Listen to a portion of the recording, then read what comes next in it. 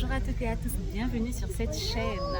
Aujourd'hui on va faire un petit tour en bateau. Ok, je suis avec ma belle famille, en famille, et nous sommes sur un bateau pour découvrir la ville de Besançon. Alors si vous êtes sur Besançon et que vous souhaitez découvrir aussi la ville, tout ce qu'il y a et tout autour du Doubs, je vous recommande de prendre quand même ça, réservez votre bateau et ensuite faites le tour de Besançon, vous allez apprécier, d'accord? Faites le tour et vous allez apprécier, c'est trop bien. Donc faites le tour de Besançon, vous allez apprécier tout simplement. Donc restez sur cette vidéo, je vais filmer tout au long et je vais vous montrer en direct et vous allez pouvoir suivre le parcours avec nous et on se retrouve tout à l'heure dans la ville de Besançon avec la citadelle de Besançon et les beaux et les jolis paysages à découvrir. À bientôt.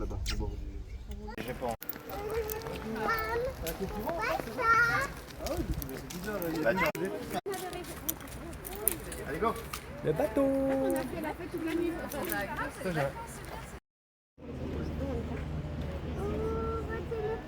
Ouais, regardez. La face de vous, moi je vais aller en face. Hein? Promenade, restaurant, mariage, cocktail, événement. Pas mal le mariage de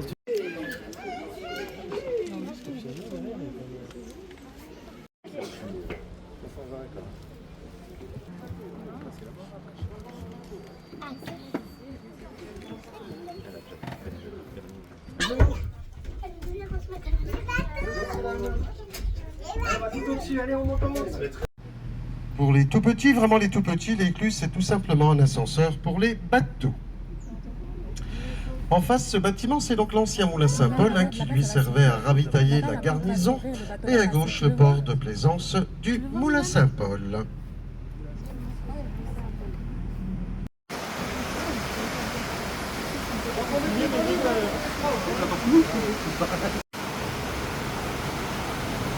Après, on va s'arrêter là, l'eau va monter.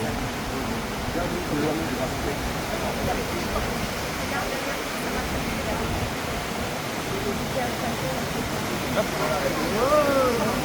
l'intérieur de ces deux portes, vous avez deux petites trappes que l'on nomme des dentelles, qu'elle ouvrira par la suite. Nous va donc s'infiltrer à l'intérieur de cette écluse, et comme je vous l'ai dit il y a un instant, on va monter de 2 mètres.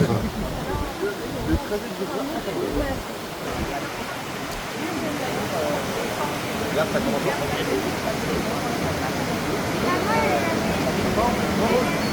l'eau qui coule. C'est quoi que ça va couler? Regarde, l'eau elle est là.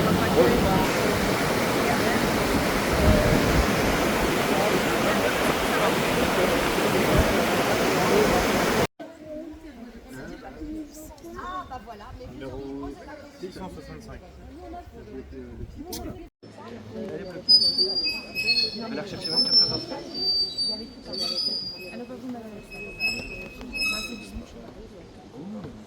Il est possible qu'elle soit sortie un peu tard hier. Sacré vilain.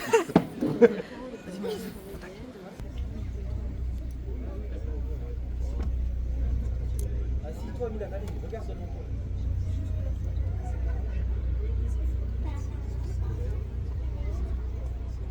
Après, je sais pas longtemps. Ouais, dodo. Tu vois, on va passer jusqu'à les limites, hein, je sais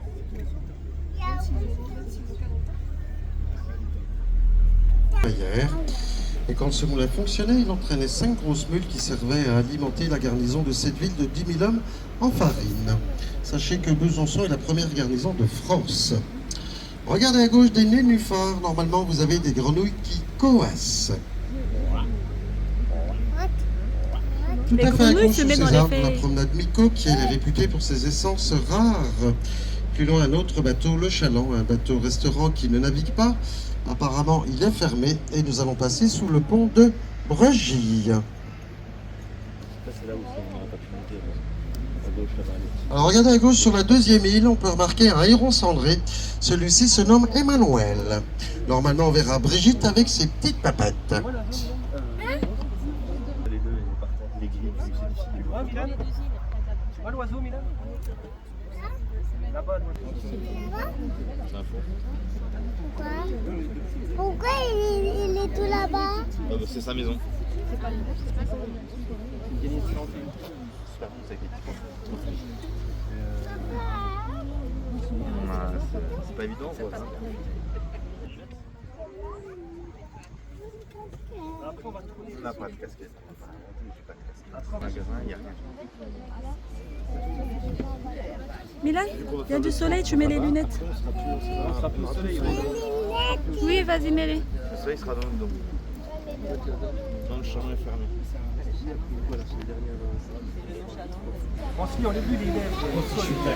Je l'enlève À quoi? droite, le premier bastion du parcours, le bastion de Rugy.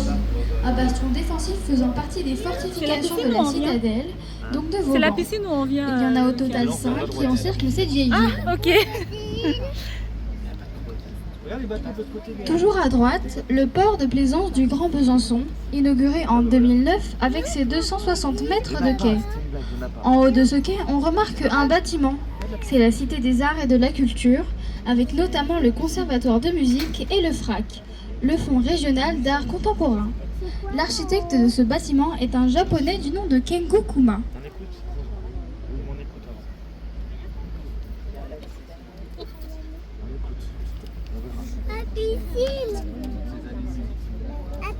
Regarde la citadelle là-haut. En face, deux ponts de chemin de fer. Le premier est toujours en activité. C'est la ligne des horlogers qui part de Besançon à moins de 300 mètres d'altitude et termine sa course dans la ville de la Chaux-de-Fonds, en Suisse, à 1000 mètres. Quant au second pont, le pont Chardonnay, lui, n'est plus en activité et appartient à la ville. Aujourd'hui, il est piéton.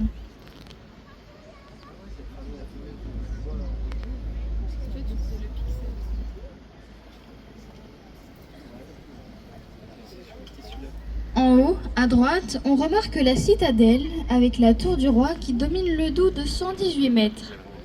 Cette citadelle a été construite par Vauban sous les ordres de Louis XIV au XVIIe siècle. N'oublions pas qu'elle s'étend sur un peu plus de 11 et à pied, en voiture ou en bus par la ligne dédiée.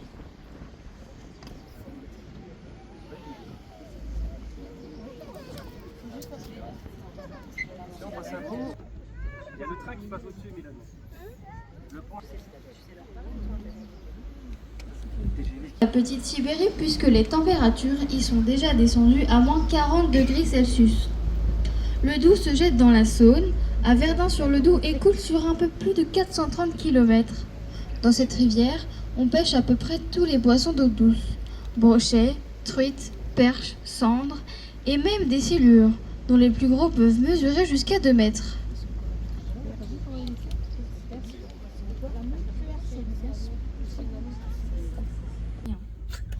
Super. Regarde, maman.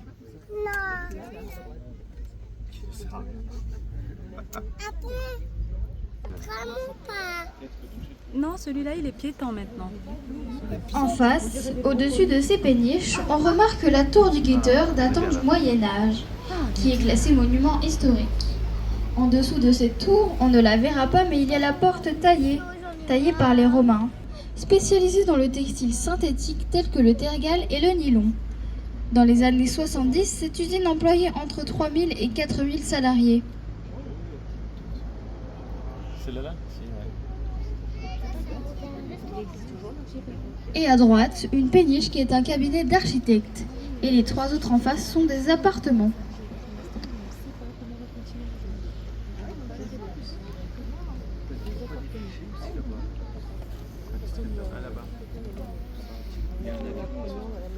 Le club de canoë, avant, il était juste. Ouais, ils avaient projeté Milan? Hello.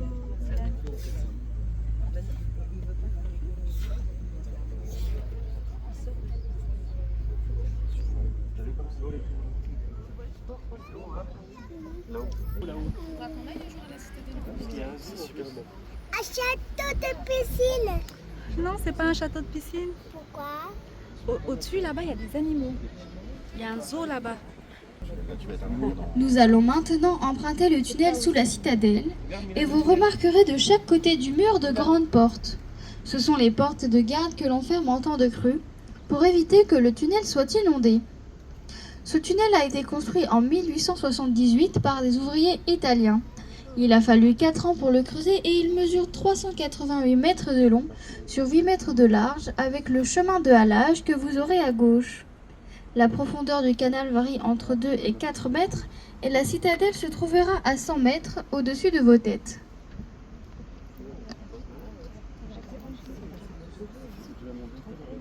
Ça va tourner. Ça va tourner, Rose. Regarde Milan en face de toi.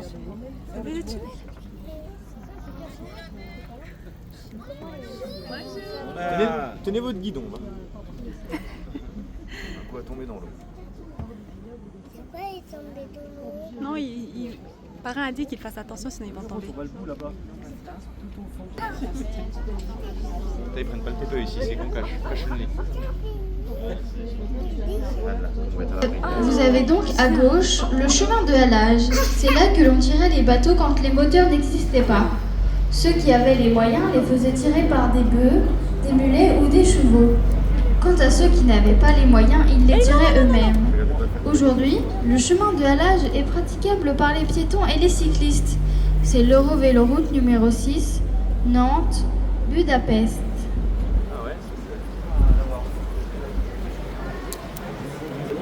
Wow, on est trop bien là. On est trop bien là.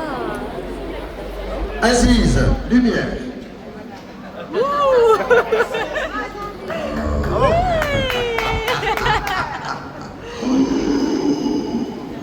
qu'est-ce qu'on est bien. T'as vu les lumières tout autour?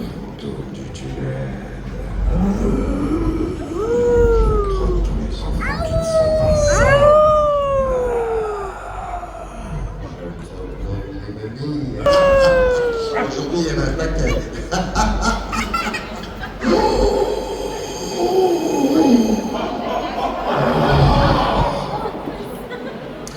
Alors en face, vous avez l'écluse 50 qui est au gabarit Fraissinet. Cela signifie qu'elle mesure 40 mètres de long sur 5 mètres de large. On va descendre d'environ 2 mètres 20. Elle est hydraulique automatique. Ici, vous avez un agent des voies navigables de France. Sachez aussi que Fraissinet était un ingénieur au 19e qui a pu standardiser toutes les écluses en France. Ah, c'est mieux. Mon ami Ferrand, moi ta plume pour écrire un mot. Ma chandelle est morte, je n'ai plus de feu. Ouvre-moi ta porte pour l'amour de Dieu. Bravo! On regarde les fresques du XVIIe siècle. Aproie, le fameux Aproie le guerrier.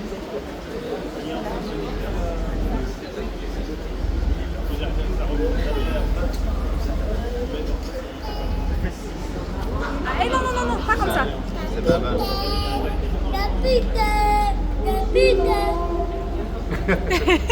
T'as répondu. Il t'a répondu, il a dit je suis là. Il a pas envie de répondre.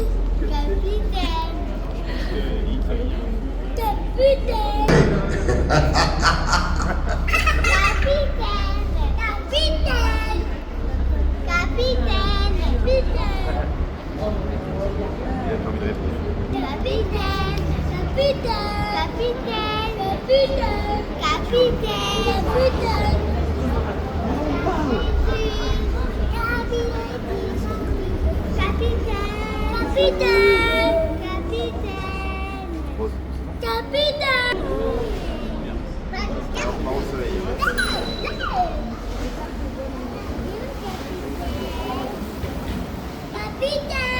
Non, Milan, c'est bon là.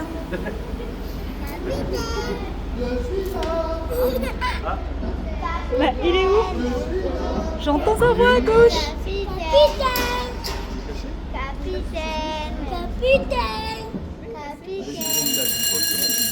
Ah bah c'est la rentrée, allez à l'école. On va descendre. C'est ça, on descend.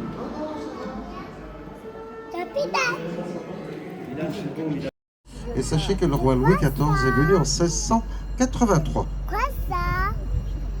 C'est quoi ça? Bah, du coup, Milan, on va à droite.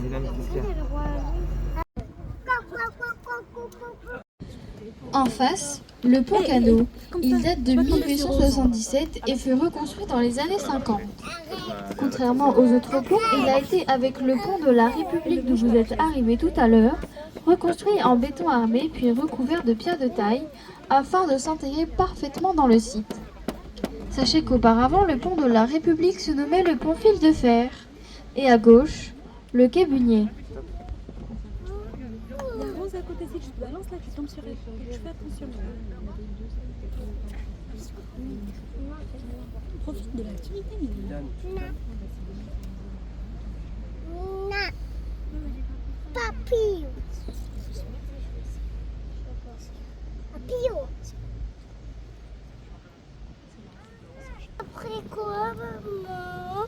Dans mon sac? Après quoi, ton sac? Bah, j'ai pris mes 2 téléphones, plus je sais plus. Après ce pont, à gauche, le quai Belle-Picard, terminé en 1880, avant de s'appeler ainsi le quai d'Arène. Regardez en face, sous loin, un très grand toit en tuiles vernissées de l'église de la Madeleine. Elle datant du 18e, c'est des tours que l'on remarquera par la suite date du 19e.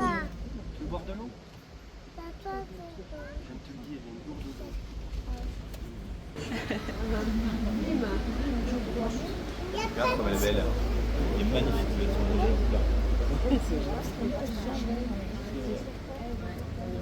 Non, mais il est classe. Alors sachez aussi que la promenade que nous effectuons fait environ 5 km et si vous le souhaitez, vous pouvez la faire à pied ou à vélo et vous la ferez sans moi. Et toujours à droite, eh bien la tour des Cordeliers.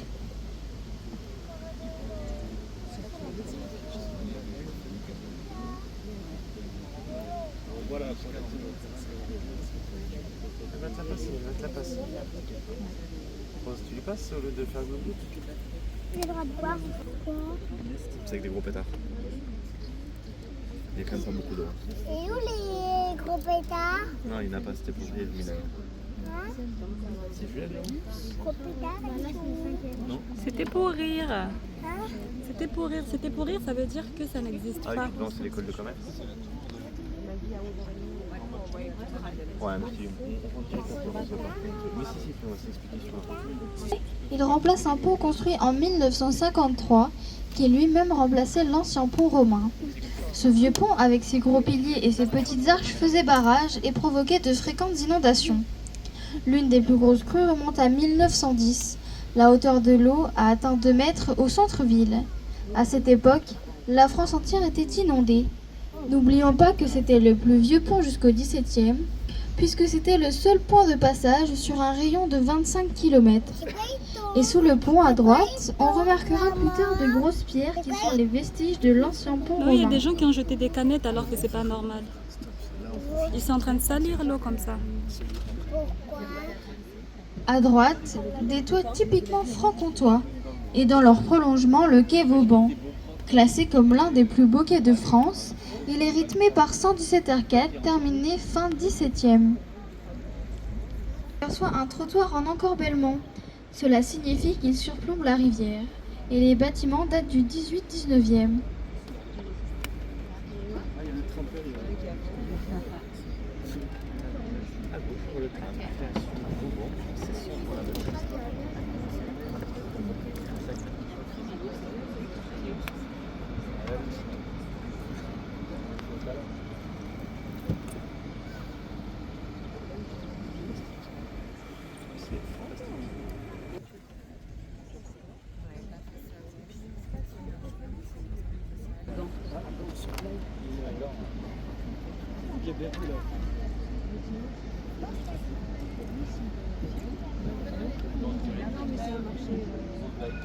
Au milieu du pont battant, vous pouvez apercevoir la statue en bronze du marquis de Jouffroy d'Aban.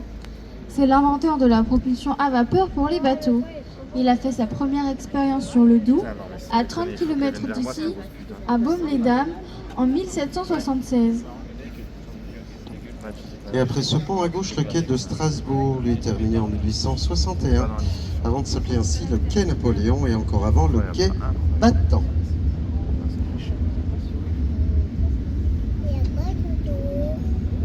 C'est le tram qui passe tout en haut. Retournez-vous à gauche, regardez comme elle est chapelle, c'est l'église de la Madeleine, avec son toit typiquement bourguignon. Et sur l'une des deux tours, vous avez un automate que l'on nomme le Jacquemart.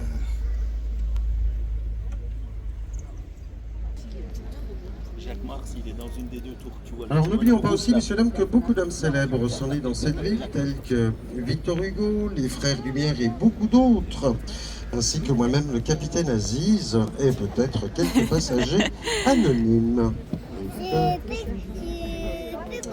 Et en face, Morionto, Goumoresque. Vous avez là la synagogue, elle date de 1869. Elle est classée monument historique, elle est considérée comme l'une des plus belles de France. Tout est beau à Besançon. Oui, il faut des paddocks. Pourquoi il faut des paddocks?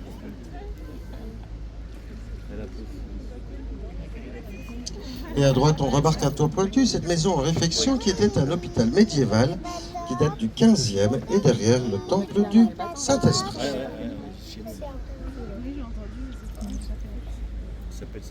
Installé en 2001, il pèse plus de 8 tonnes de bronze. Le pont bleu, le pont Robert Schwint, qui a remplacé la passerelle d'Enfer-Rochereau, il date des années 90, les années 90, pour nos amis suisses et belges. C'est fini, maman. D'accord, merci. Je vais me mettre debout ici. Oui, tu peux, oui. Je vais me mettre un peu ça. Oui. Tu sais, quand on prend le bus, on passe par là. Par ce pont-là. Ce pont bleu, Ah, la poulet, la tour la flotte. Après, c'est pour ça que les gars sont ça dit qu'ils sont mieux. Ah, si, là-bas. Oh, il est loin. On est loin. Ouais, mais là, on va bientôt arriver au port. Pourquoi? Bientôt, on va se garer au port. Le tour du bateau est terminé. C'était trop Mis bien. en place un bus cabriolet qui nous fait découvrir la ville sur un parcours d'environ 10 km. La visite est commentée, elle dure environ 1 heure. Le départ se fait au centre Saint-Pierre, avenue Gaulard, juste à côté du bateau, aux mêmes horaires que nos croisières. Merci à tous. Merci à vous, chers matelots. Franchement, la visite, elle était trop bien. On a visité Besançon, on a fait le tour du Doubs. C'était magnifique. Franchement, pour ceux qui viennent à Besançon, je vous recommande de faire ce petit tour. Vous allez apprécier. En même temps, vous découvrez la ville et en même temps, vous regardez tous les monuments, vous regardez tout ce qui se passe et tout. C'est trop bien, uniquement, tu vois. En même temps, tu bronzes aussi et tout. Donc, pour ceux qui aiment bronzer là, ceux qui aiment faire la bronzette là, vous êtes trop bien. Je vous conseille et on se dit à la prochaine pour une autre visite sur Besançon peut-être ou aux alentours. On se dit à bientôt. Ciao, ciao!